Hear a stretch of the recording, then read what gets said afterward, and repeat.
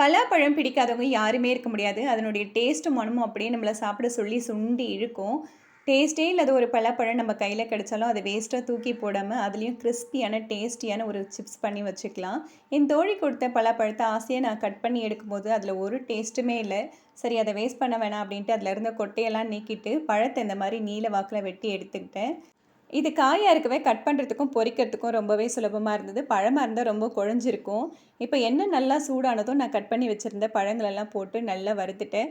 ஒரு 3/4 பாகம் வந்ததும் ஒரு டம்ளர்ல கொஞ்சமா உப்பு, தண்ணி சேர்த்து நல்லா கரைச்சிட்டு இதில அப்படியே விட்டுடலாம். இது நல்லா வெடிக்கும். வெடிச்சு அந்த நுரை எல்லாம் அடங்கின பிறகு, நம்ம நல்லா பொன்னிறமா வந்ததும் இத எடுத்துடணும்.